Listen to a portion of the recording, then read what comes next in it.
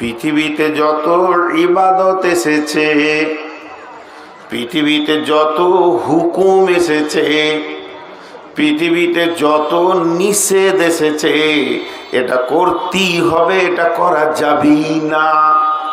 একটা আদেশ, একটা নিষেধ, একটা হালাল, একটা হারাম, এমনকি সুন্নত, অজিব, নফল, ফরজ, যা কিছু আসমানওয়ালা পাঠিয়েছেন সমস্তগুলি একটা ফেরেশতাকে মিডিয়া করে পাঠিয়েছেন।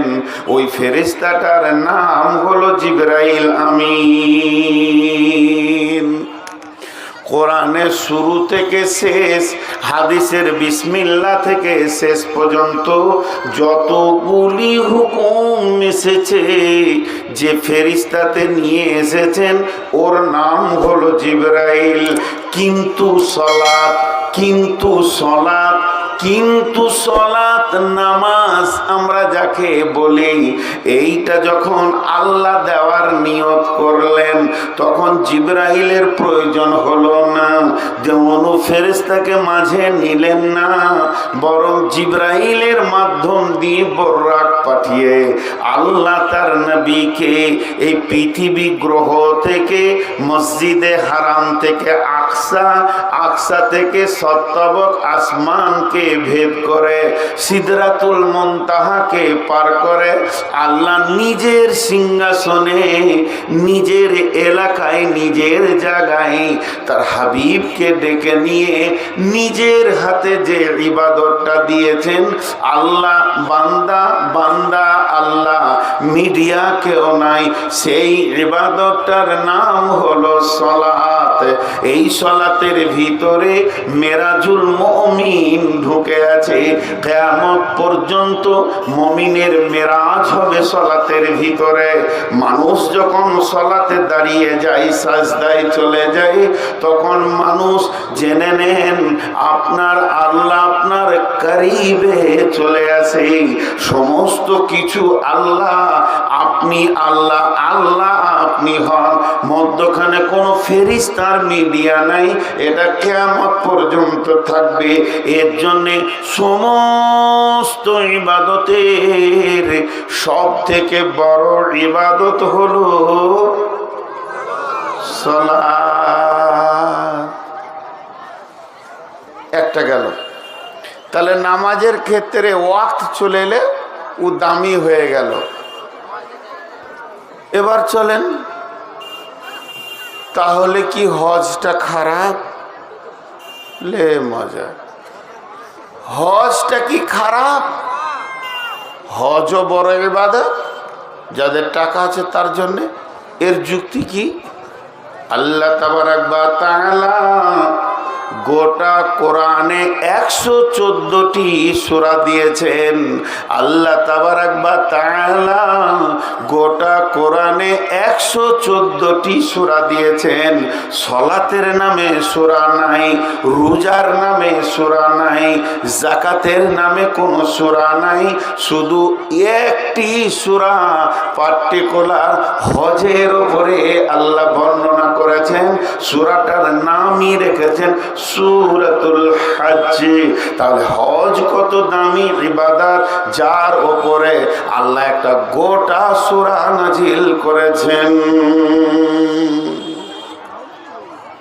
লাও, এদিকে আগে বেড়ে গেল। তাহলে রোজাটা কি খারাপ? না খাওয়াটা? ওর আবার দাম কত বেশি?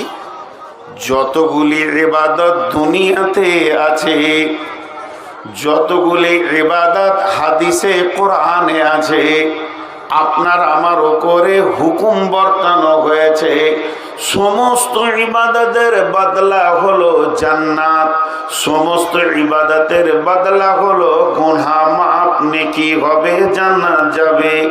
কিন্তু রমজানের কথা বলতে গিয়ে আল্লাহ তাবারাক ওয়া তাআলা হাদিসে কুদসির ভিতরে নিজে মুখ খুলেছেন। তিনি বলেছেন, রোজা যারা রাখে তারা আমার জন্যই রাখে। পৃথিবীতে যত ইবাদত এসেছে সমস্ত সমস্ত ইবাদতের একটা লিক আছে, যদি কেউ ওই লিকটা করে দেয় ইবাদতটা কবুল হবে না। সেই লিকটা হলো লোক দেখানি, রিয়া করে মানুষকে দেখিয়ে নামাজ পড়লে কবুল হবে না, হজ করলে কবুল হবে না, দান করলে কবুল হবে না। কিন্তু রোজা এমন একটি ইবাদত, এটা হাজার চেষ্টা করলেও কেউ লোক দেখানি করে না, এটা লোক দেখানি হয় না। একে আল্লাহ এমন করে বানিয়েছেন, কোনো দিকই এর অপশন নাই, সুযোগ নাই, এটা লোক দেখানি করা হয়।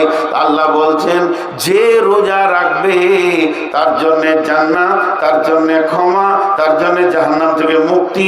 এত লম্বা কথা না বলে আল্লাহ নিজেই বলছেন রোজার বদলা আমি আল্লাহ নিজে, যে রোজা রাখবে সে আমাকে পেয়ে যাবে।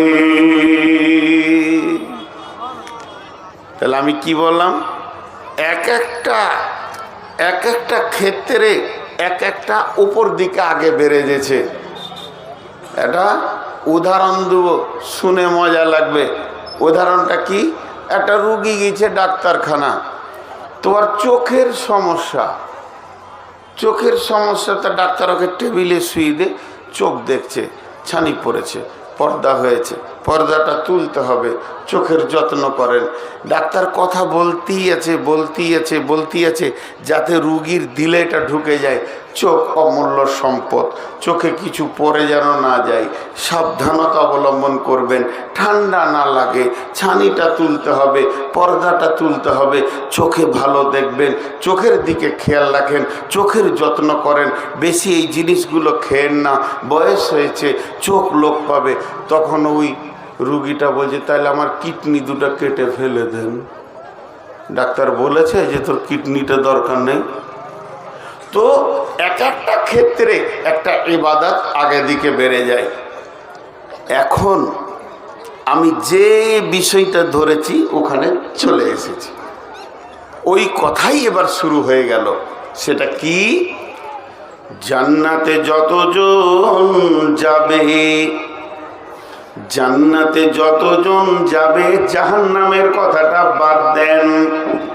মুমিন যাবে জান্নাতে, মুত্তাকি যাবে জান্নাতে, শহীদ যাবে জান্নাতে, সালেহীন যাবে জান্নাতে, যারা সাবির তারা যাবে জান্নাতে, যারা হেদায়েত প্রাপ্ত হেদায়েতে আছে, মুহতাদুন হাদি, এরা যাবে জান্নাতে। তাহলে জান্নাতে যাওয়ার ব্যাপারে কোরআন বলেছেন উলাইকা হুমুল মুফলিহুন, উলাইকা হুমুল ফাইজুন, উলাইকা হুমুল মুহতাদুন, উলাইকা আলা হুদাম মির রাব্বিহিম ওয়া উলাইকা হুমুল মুহতাদুন, উলাইকা আলাইহিম সালাওয়াতুম মির রাব্বিহিম ওয়া রাহমা। আবার আছে উলাইকা আলা হুদাম মির রাব্বিহিম ওয়া উলাইকা হুমুল মুফলিহুন। এই যে কথাগুলো আল্লাহ ব্যবহার করেছেন, এগুলো জান্নাতীদের জন্য ব্যবহার করেছেন। এই এই এই এই গুণ যাদের পৃথিবীতে থাকবে, এই এই এই এই এই আমলগুলো যারা পৃথিবীতে করবে, তারা জান্নাতে যাবে, তারা নিশ্চিত থাকবে, তাদের কোনো টেনশন হবে না। এতগুলো বলা সম্ভব নয়, আজকে একটা ধরেছি, একটা। মুত্তাকি, মুত্তাকি, মুত্তাকিরা জান্নাতে যাবে। কেমনে জান্নাতে যাবে মুত্তাকি? জি ভাই, মুত্তাকি কিভাবে জান্নাতে যাবে? আমি মুমিনের কথাটা জমার খাতায় রেখে দিলাম, সবগুলো বাদ দিয়ে মুত্তাকিদের কথা বললাম। মুত্তাকিদেরকে আল্লাহ স্পেশাল করলেন। কেন করলেন? দুটি কথাতে বুঝতে পারবেন মুত্তাকিদের দাম। বিসমিল্লাহির রহমানির রহিম।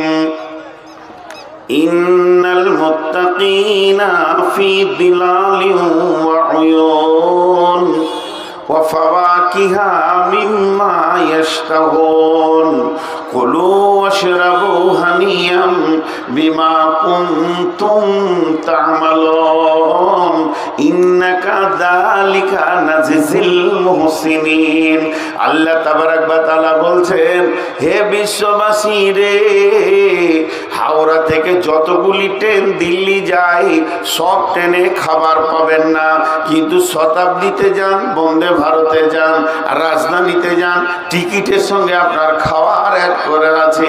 আপনি যাবেন, চা পাবেন, খাবার পাবেন, নাস্তা পাবেন। তো আল্লাহ তাবারক ওয়া তাআলা বলছেন, এই পৃথিবী থেকে যতজন মরার পর জান্নাতে যাবে তারা জান্নাতে পৌঁছাবে, জান্নাতে আনন্দ ভোগ করবে। কিন্তু শুনে নাও, সবাই জান্নাতে গিয়ে আনন্দের মুখ দেখবে, কিন্তু মুত্তাকি যারা হবে তারা মরার পর থেকে চলতে থাকবে, চলতে থাকবে, দীর্ঘ লম্বা রাস্তা, কবর, কবরের পর হাসর, হাসরের পর পুলসেরাত, তারপরে জান্নাত। এই মুত্তাকিরা স্পেশাল কোটার আমার কাছে যাত্রী। ইন্না লিল মুত্তাকিনা ফি দিলালিন ওয়া উয়ুন, ইন্নাল মুত্তাকিনা ফি দিলালিন ওয়া উয়ুন ওয়া ফাওয়াকিহা মিম্মা ইয়াশতাহুন।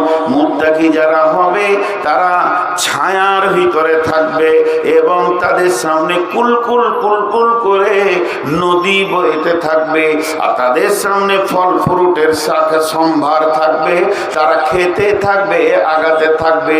অর্থাৎ মুত্তাকিরা স্পেশাল কোটার যাত্রী হয়ে জান্নাতে যাবে।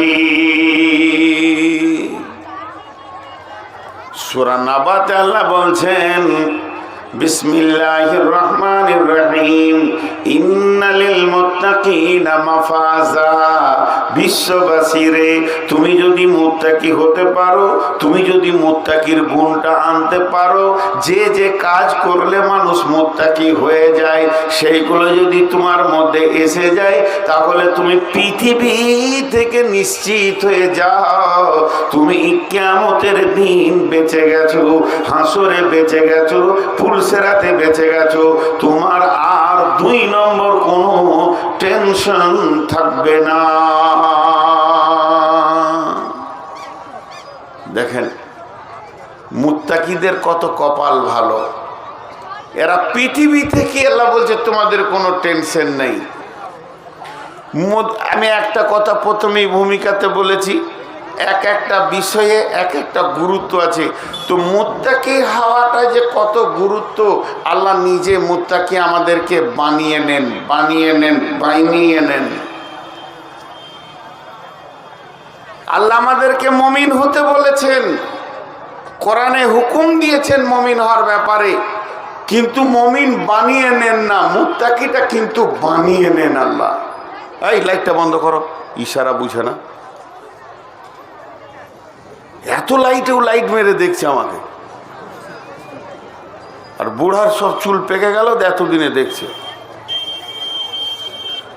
ডিস্টার্ব হয় মোবাইলে লাইটে। ভাই আপনাদের বিরক্ত লাগছে? শুধু এই আয়াতটা শোনার পর একজনে যাবেন না, এটা আমার বিশ্বাস, কারণ তথ্যবহুল কথা আছে। আজকের বিষয়বস্তু হচ্ছে মুত্তাকি। তো মুত্তাকিটা কত গুরুত্ব,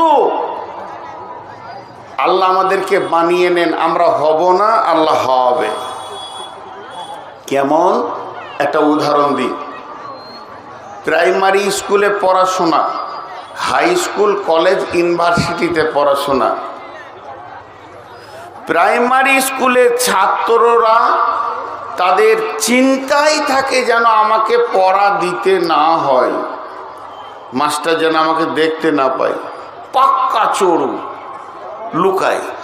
আর হাই স্কুল কলেজের ছেলেরা পড়তে যায় লোড করার জন্যে। যদি প্রফেসর কোনো বিষয়ে বক্তব্য রাখতে গিয়ে কমপ্লিট করতে পারেনি, তো পরের দিন গিয়ে বলবে, স্যার এই বিষয়টা ক্লিয়ার হয়নি, একটু বলে দেন। আর প্রাইমারি ছাত্র ওই দূরে বসে আছে লুকিয়ে, মাস্টার বলছে ওই ওঠ, তখনও উঠলো। স্কুল তো যাবে না, গা মোড়া তো ঘরে দিবি খানি। তারপরে ওকে মাস্টার বলছে বল বল বল, তখনও বলছে বলছে যা। তো মাস্টার নিজে বলছে 10 বার, তখনও বলছে একবার। কি কষ্ট! প্রাইমারি স্কুলে শিক্ষকদের কষ্ট বেশি না হাই স্কুলে? প্রাইমারি বেতন কার বেশি? এটা জুলুম। প্রাইমারিওয়ালাদের বেতন সব থেকে বেশি হওয়া দরকার। এদেরকে যে ছাত্রদেরকে লোড করতে হয় অনেক কষ্ট। এবার আল্লাহর দয়া দেখেন, এখান থেকে বুঝে নেবেন। গিরিধরপুর মাদ্রাসার শ্রোতাগণ কান করে শুনে না, একটা রব্বুল আলামিন বলছেন মুত্তাকি হওয়াটা কত গুরুত্ব, কত দামি, এটা তোরা জানিস না, আমি জানি। আমি দুনিয়ার মালিক, আমি আখেরাতের মালিক, আমি এহ জগতের মালিক, পরজগতের মালিক।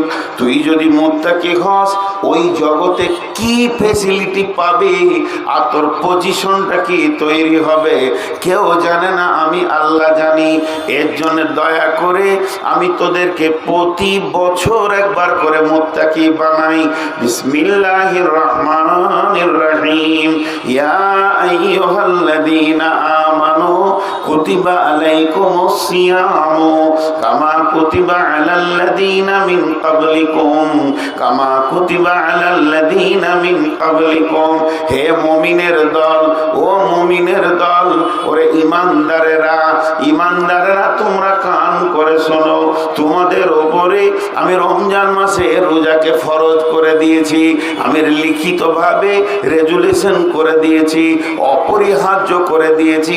রোজা রাখতে হবে, এ কথা যদি বলো তোমরা ভুল হবে। বরং বলতে হবে রোজা রাখতেই হবে, এর বিকল্প কোনো উপায় নাই। শুধু ভাবিও না যে আমি তোমাদের উপরে রোজাকে ফরজ করেছি। এটা শুধু এখন নয়, তোমাদের পূর্বপুরুষের ওপরেও এই রকম রোজাটা ফরজ ছিল। আমি তোমাদেরকে রোজা নামে একটা ইবাদত দিলাম। প্রতি বছর রোলিং করে করে করে করে করে করে একটা মাস আসবে, ওই মাসে রোজা রাখতে হবে। আমি তোমাদের পূর্বপুরুষের ওপরে রোজা ফরজ করেছিলাম। তাদের রোজা ছিল আলাদা, তাদের সিস্টেমেট ছিল আলাদা। সেই সিস্টেমেটগুলো বাতিল ঘোষণা করে আমি রমজান মাসে আমার নবীকে দিয়ে কমপ্লিটলি একটা সুন্দর রোজা নামে বস্তু বানিয়েছি। এটা তোমাদেরকে রাখতেই হবে।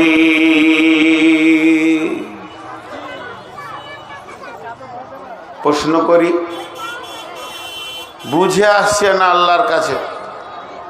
আল্লাহ রোজা কাকে বলে? আল্লাহর কাছে জানছি, আপনাদের প্রতিনিধি হয়ে আমি। আল্লাহ বলছে শুবে সাদেকের আগে খাওয়া পানাহার বিবি কমপ্লিট করে নিবি, আর যতক্ষণ না সূর্য ডুববে পানি ভাত রুটি না। দুপুর বেলায় খালি 1 গিলাস পানি না, 1 গিলাস দুধ চলবে না। প্রচন্ড গ্রীষ্ম, আল্লাহ একটু না, এর নাম রোজা। আজীব ব্যাপার, আজীব ব্যাপার। ইবাদতটা আজীব ইবাদত। একটা লোক নামাজ পড়ছে, কিয়াম করছে, রুকু করছে, সাজদা করছে, আপনি হাঁটবেন, একজন দাঁড় করিয়ে দেবে। দেখা যাচ্ছে লোকটা নামাজ পড়ছে, সে যখন দাঁড়ালো আল্লাহর কাছে সামনে গিয়ে দাঁড়ালো, গোলামের মতো হয়ে দাঁড়ালো, রুকু করলো, সে নিজেকে মাথা নামা করলো, সাজদা করলো তো নিজেকে সারেন্ডার করলো। তার উঠা বসা দেখে মনে হবে যে হ্যাঁ গোলাম আল্লাহর কাছে নত হয়েছে। বন্ধুরা আমার, চলেন একটা লোক যাকাত দিচ্ছে, তাহলে বোঝা যাবে যে লোকটা তার মালকে সাফ করছে। আল্লাহ যে পার্সেন্টেজটা বলেছেন ওটা বের করে দিয়ে মালকে পাক করছে। এই ইবাদতটাও বোঝা গেল, কারণও বোঝা গেল। একে মুসল্লি বলা হবে, ওকে দাতা বলা হবে। ই হবে মুসাল্লি, ও হবে দাতা। এরপরে চলেন, একটা লোক কালেমা পড়লো, এখন অন্য জাতি ছিল, আশহাদু আল্লা ইলাহা ইল্লাল্লাহু ওয়া আশহাদু আন্না মুহাম্মাদান আবদুহু ওয়া রাসূলুহু। বোঝা গেল লোকটা বেঈমান ছিল, ঈমানে ঢুকে গেল, এখন ওকে ঈমানদার বলা হবে। এরপরে চলেন, একটা লোক হজে যাচ্ছে, লাব্বাইক আল্লাহুম্মা লাব্বাইক লাব্বাইক লা শারীকা লাকা লাব্বাইক ইন্নাল হামদা ওয়ান নি'মাতা লাকা ওয়াল মুলক লা শারীকা লাক। সে যে আল্লাহর কাছে তার আল্লাহর ডাকে সে সারা দিতে চলেছে, সারা গাঁওয়ালা এলাকাওয়ালা প্রতিবেশী সবাই জানবে এই লোকটি অর্থ খরচা করে আল্লাহর ডাকে সারা দিতে চলেছে। তাহলে চারটা ইবাদত তো বুঝে আসলো, রোজা, রোজাতে কিয়াম নাই, রোজাতে রুকু নাই, রোজাতে সাজদা নাই, রোজাতে কিছুই নাই, অথচ খাবি না। এর ভিতরে কোন কারিশমা লুকানো আছে?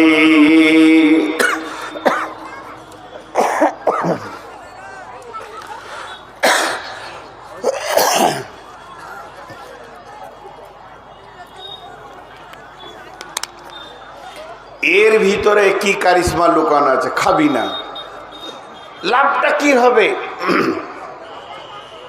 জি ভাই, একটা কথা প্রশ্ন রাখছি আপনাদের কাছে। আমি যখন প্রথম আসলাম, কমিটির লোক আমাকে নিয়ে গিয়ে একটা ঘরে গেল, বলে না নাস্তা খান, খাবো না, চা খান, খাবো না, একটু টিফিন করেন, খাবো না, তো ভাত খান, আচ্ছা খাবো, পরে খাবো। এই খানটা হচ্ছে মহব্বতের প্রতীক। সন্তান না খেলে মা পেরেশান হয়ে যায়, আর আল্লাহর দাবি সমস্ত মায়ের থেকে আমার মহব্বত গোলামের ওপরে বেশি, অথচ সেই আল্লাহ বলছে খাবি না। আল্লাহর দাবিটা সত্য, আল্লাহর দাবি সত্য, আল্লাহর মহব্বত মায়ের থেকে বেশি, এটা একবার সত্য নয়, লাখবার সত্য। কিন্তু খাওয়ার ময়দানে দেখছি খবরদার না। এখন আল্লাহকে প্রশ্ন করি, এইভাবে রেখে লাভ কি হবে? আল্লাহ উত্তরে বলছেন ওই আয়াতের শেষে, লাআল্লাকুম তাত্তাকুন, লাআল্লাকুম তাত্তাকুন, লাআল্লাকুম তাত্তাকুন।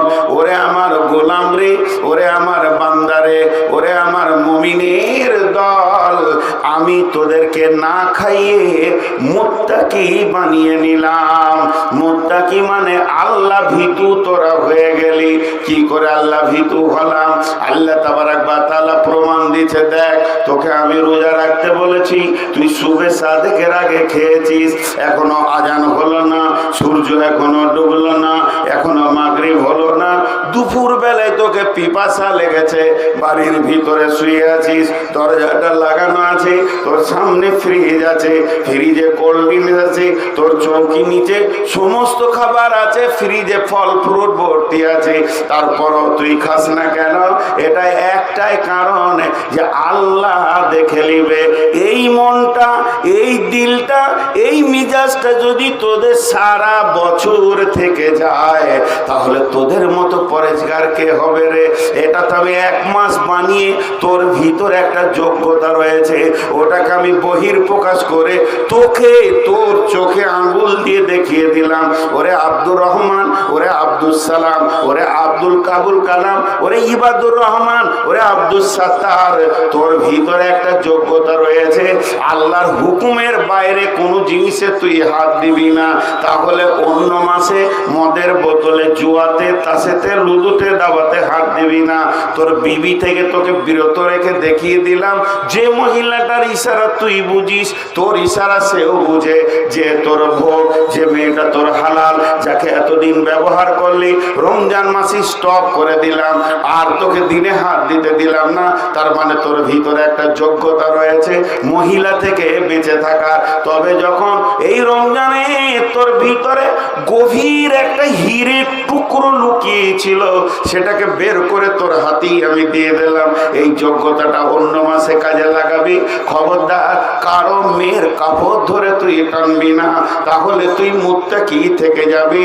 আমি তোকে মুত্তাকি বানানোর জন্যে এই রোজার নামে একটা ইবাদত তোদেরকে দিয়েছি।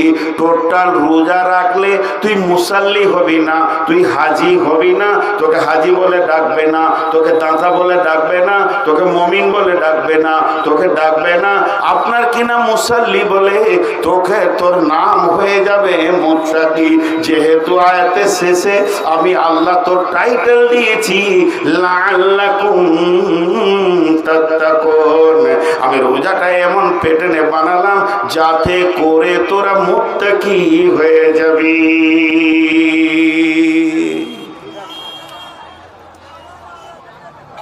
দেখেন একটা উদাহরণ দিব, উদাহরণটা ধ্যানের সঙ্গে শোনেন। একটা দুটা করে লোক উঠছে, উঠিয়েন না ভাই আমার, আমি এমন একটি বক্তা, আমাকে বলতে হয় আর উঠিয়েন না, আর উঠিয়েন না, কারণ আমাকে শেষই দেয়।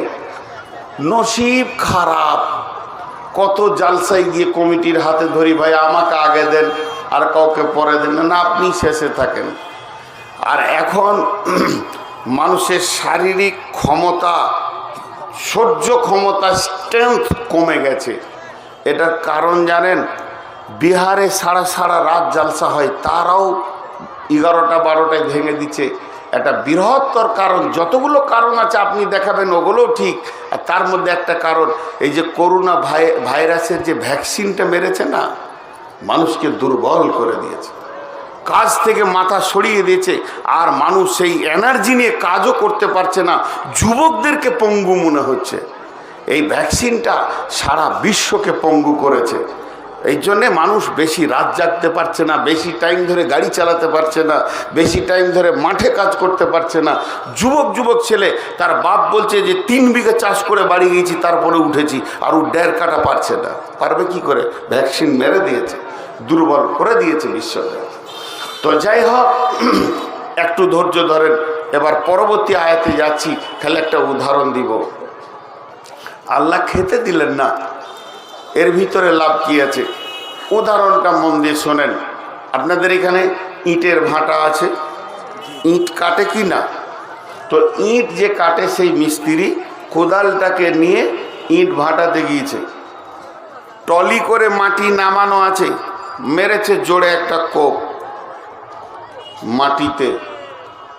এবার মাটি বলছে মিস্ত্রিকে, উদাহরণ ওইভাবেই বুঝতে হবে, মাটি কথা বলে কি ওইভাবেই বুঝতে হবে। মাটি বলছে তুমি মারলে কেন, তুমি আমাকে কোপাও কেন, কি দোষ করেছি বলো? মিস্ত্রি উত্তরে বলে চুপ কর, ধৈর্য ধর, দাম তোরই বাড়বে। ধৈর্য ধর, কোপানি খা, দাম তোরই বাড়বে। তারপরে পানি ছিটি দিয়ে সামান্য বালু দিয়ে লাত মারতে শুরু করেছে। লাত মারলে মানুষের দাম বাড়ে না কমে? কেউ যদি স্টেজে উঠে একটা লাত মেরে দেয়, আমাকে বেজ্জতি হয়ে যাব। ওই মাটিকে যখন লাত মারছে বলছে ভাই আমি তো গরু চুরি করিনি, তো তুমি লাত মারো কেন? বলছে সবর কর, দাম তোরই বাড়বে। এরপরে ওকে ফরমাতে ভরে 2টা গোঁতা মেরেছে। কি দোষ করলাম রে ভাই, এখনো রাগ মিটেনি নাকি? বলে তোরই দাম বাড়াচ্ছি, গোঁতাতেই তোর দাম বাড়ছে। সাইজটা ঠিক হয়ে গেল। এবার ইটটাকে রোদে দিল, ঠান্ডাতে রাখবে না, ফ্রিজে রাখবে না, কোল্ড ড্রিঙ্কস রাখবে না। রোদে যখন টনটনে হয়ে শুকাচ্ছে, মিস্ত্রিকে ডেকে বলছে একটু পানি পাবো কি? বলছে চলবে না, এখন পানি দিলে তোর দাম কমে যাবে, তোর মূল্যটাই কমে যাবে। তুই যত শুকনো টনটনে হবি তত তোরই দাম বাড়বে। মাটিটা শুকিয়ে গেল, এবারে ভাটিতে চাপিয়েছে, পাশে কালো কয়লা এসেছে। কালো মানি হচ্ছে সে বিয়াদব মাল, ইট বুঝে নিয়েছে ও জ্বলবে, আমাকেও জ্বালাবে। মিস্ত্রিকে বলছে বন্ধু আমি কি দোষ করলাম, এত জবরদস্ত কষ্ট আমাকে নিতে হবে? আমার মিস্ত্রি তখন উত্তরে বলছে মাটি রে, তোর দাম বাড়বে। যত দামি হবি ভালো পূর্বি তত দাম বাড়বে। আর যদি ছালট হবি তো লোক সারা জীবন তোর উপরে জুতো দিয়ে চলবে, রাস্তায় ফেলবে, গোয়ালে ফেলবে, তোর মূল্য দাম কমে যাবে। ইট যখন টনটনে হয়ে পড়ে গেল, এ গ্রেটে থাক লাগানো আছে, বাঁধাখোলা মাদ্রাসা গেছে, গিরিধর্মপুর মাদ্রাসা গেছে, ডিঙ্গিল মাদ্রাসা গেছেন, এ খোদপলাশি মাদ্রাসা গেছেন, এই মালটাই নিতে হবে, মসজিদটা সুন্দর করে বানাবো। ইট তখন বলছে, বন্ধু কোন কলেজে পড়ে এসেছি জানো কি? কত লাত খেলাম, কত গোঁতা খেলাম, কয়লার আগুনে নিজেকে জ্বালালাম, তবেই আমার রব আমাকে এত সুন্দর পজিশন দিয়েছে। আমাকে কাজ করবে তার নামই হবে রাজমিস্ত্রি।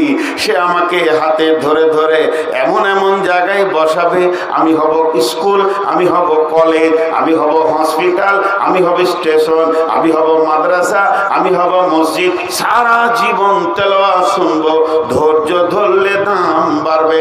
আমার রব বলছে, গোলাম রোজাতে খেতে দিলাম না, বিবির কাছে যেতে দিলাম না, সার্বিকভাবে তোর ওপরে আমি একটা পরীক্ষার আগুনে তোকে মেশিনে জ্বালিয়ে নিলাম, যেহেতু তুই হবি মুত্তাকি লাআল্লাকুম তাত্তাকুন।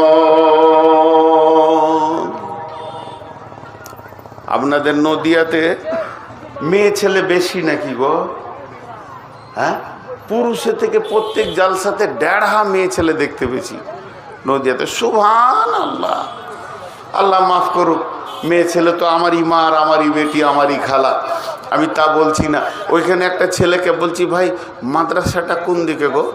গাড়িতে আসছি তো বলছি, আমরা কি মাদ্রাসা দেখতে এসছি? খেতে এসছি, তুমি খুঁজে লাও খা। আজীব কথা বললো। আর যে ইয়ং ছেলেগুলো আসছে, আসলে ধৈর্য ধরে শুনেন। এখন আমি আপনাদের সামনে খুব ভাইটাল কথা বলছি। তো আপনাদের এই নদিয়া জেলার মেয়েরা কানে, নাকে, গলায়, হাতে সোনা পরে, কথা বলে না এতটি লোক। আহা, বাঞ্জা কেউ আছেন গো? একটা ছেলে পাওয়া গেছে, বাঞ্জা কেউ আছেন? নিয়ে যান। এই তো শোন, এই ও মা দেখবে, আমার দিকে তাকা, এই আমার দিকে তাকা, আমার দিকে তাকা, আমার মুখের দিকে। আমি যদি তোর বাপ হয়ে থাকবি আমার সঙ্গে, চার লোকে তালাক দে, আমার কাছেই থাক, তোকে নিয়ে চলে যাবো, আমাকে বাপ বলবি, আমার বউকে মা বলবি। থাক শালা, ছেলে বেশি হলে যা হয়। তোর মা জিলাপি খেতে গেছে, চলে আসবে, বস। আসছে কেন? এখন জিলাপি শেষ হোক তারপরে আসবে। যে পেঁচানো জিলাপি এত তাড়াতাড়ি শেষ হয় নাকি? ওকে হুঁশি নেই, তোর ছেলে পিলে হয়েছে। ও ভাবছে 16 বছরের, দেখুন জিলাপি খেতে গিয়েছে। জি ভাই, শেষ করে দেবো বলছে নাকি?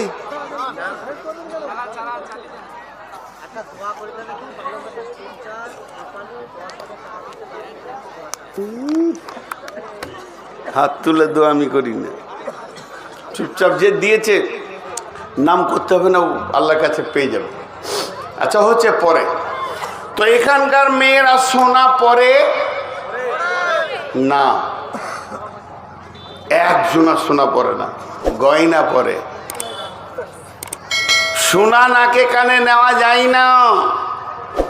2 ভরি সোনার দাম কত? 1,40,000, 60,000, আর বানিয়ে নিবে আরো 10,000, 12,000, 2 লাখের কাছাকাছি ধাক্কা। গলার হারটা 2 ভরি বানিয়ে নিয়ে এসে একবার ভাবিকে দিয়ে দেখেন, হুঁকটা বেঁকা থাকলে মুখটা বেঁকে যাবে। তার কারণ সোনার কোনো মূল্য নাই, মূল্য হচ্ছে গয়নার। সোনা যতই দামি হোক না কেন, ওকে অ্যাসিডে ঢুকতে হবে, আগুনে ঢুকতে হবে, ভাঁটিতে যেতে হবে, তারপরেও একটা জিনিস তৈরি হবে, তারপরে সোহাগা চাপবে, পালিশ চাপবে, এরপরে যখন ওটা চকচক করবে, ওটাকে চামড়াকে ফাটিয়ে, নাকের চামড়াকে ফাটিয়ে নেবে, দুঃখ লাগবে না।